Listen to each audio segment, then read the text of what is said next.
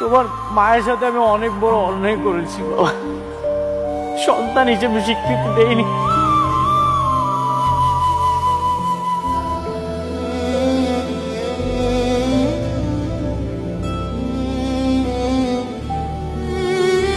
তোমার মা একে একে অনেক লড়াই করেছে,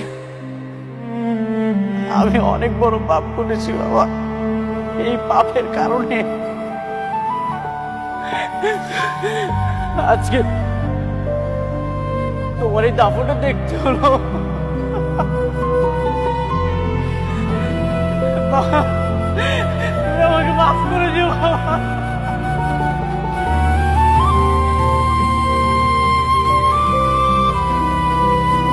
এখন আর চিৎকার করে কান্দা গেলাম,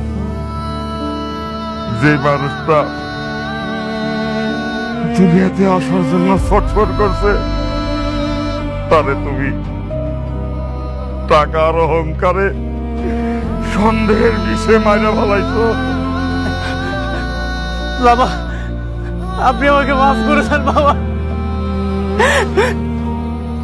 আমি মেঘলার সাথে অনেক বড় অন্যায় করেছি। রাতুল ডাক্তার এসে ডিএনএ টেস্টের রিপোর্ট, আমি সবকিছু দেখে আমি মেঘলাকে বেঈমান ভেবেছি। আমি কিছু বুঝতে পারিনি বাবা, আমাকে আপনি মাফ করে দেন বাবা। আমার মেয়েটা পেটে সন্তান নিয়ে তোমার বাড়িতে গিয়ে তোমার দরজায় দাঁড়াইছিল, তখন তোমার বিবেক কোথায় ছিল? তখন তোমার বিবেক দিল না তোমার একটা শোয়ের জন্য আমার নাতিটা বিনা চিকিৎসায় মারা গেল। বাবা, আপনি আমাকে মাফ করে দেন বাবা। আপনি আমাকে যা শাস্তি দিবেন আমি সব শাস্তি মাথায় দিব বাবা। আপনি শুধু একটা বার আমাকে মেঘলার সাথে দেখা করে দেন বাবা। আমাকে আপনি মাফ করে দেন বাবা।